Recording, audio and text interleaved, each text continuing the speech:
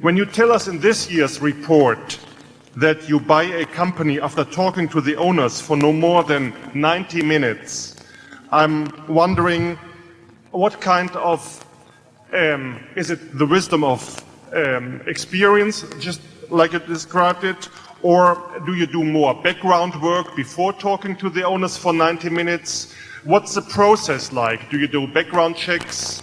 Or do you talk to competitors? Do the other people in headquarters do that work for you? How does this whole thing work? Well, it's a very good question, and all of the things you suggest might well make sense. I mean, talking to competitors, talking to ex-employees, talking to current employees, talking to customers, talking to suppliers, all of those things Phil Fisher laid out in a book over 40 years ago, and we have done a fair amount of that over the years. But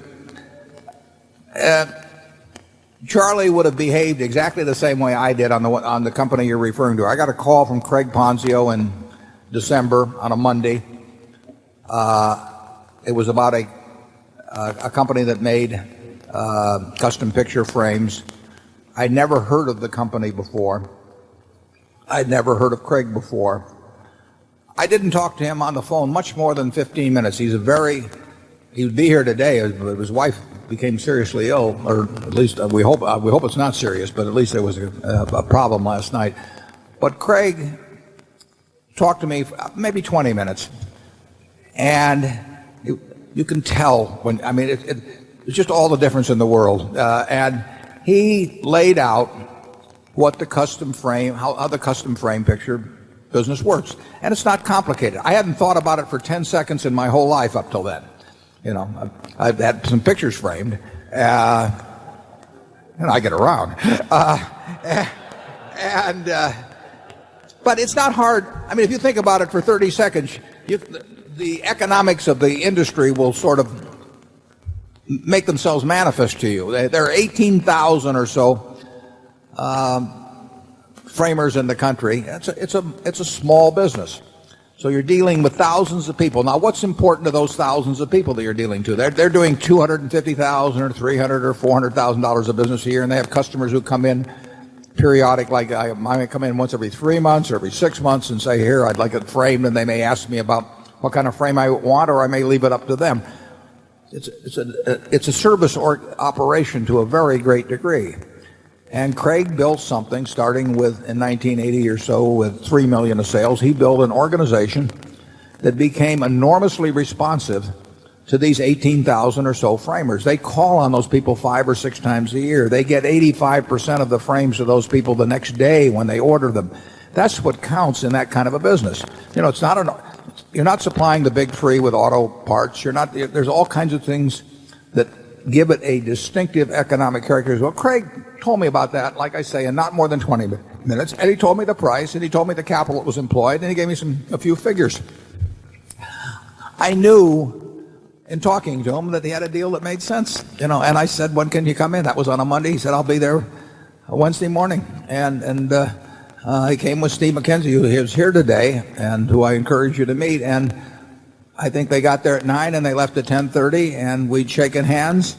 I was hoping to see Craig today or tomorrow, but I won't because of this illness. But I haven't seen Craig since. I mean, he got this money. He knew he was making a deal. He had a reason why he wanted to sell it to somebody that would be sure to close, that would be a good owner, where the people who worked there wouldn't be worried because he was leaving. He was leaving with a lot of money, and people. He wanted to be sure. A lot of people leave with a lot of money and they leave the employees behind and they don't care what happens. But this guy cared, and I could tell that, and that's a big plus with me. So, I have not been to their headquarters yet. I plan to be to their headquarters. Steve, I apologize. But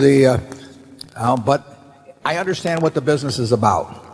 And you can most good businesses, you can understand what they're about in a very few minutes, unless they're a kind of business that you never can understand what they're about. I mean, there are other businesses, if you spent years on them, you still wouldn't understand what the hell's going on. I don't know which American auto company is going to do the best 10 years from now. And if I spent all year talking to dealers for Ford and Chrysler and General Motors, and I talked to suppliers, and I talked to people who are driving their cars, I still wouldn't know anything about what it's going to look like 5 or 10 years from now. But I know that you can't crack our custom picture frame business. I mean, you cannot figure out a way to call on those 18,000 people that are in that business and figure out a way to divert their business to you when you can't offer a frame as good as ours and you can't offer service remotely like ours. So it's a good business. And then and Craig was 100% up. I mean, he told me exactly what he wanted to receive for the business. He wanted cash. You know, that fits us.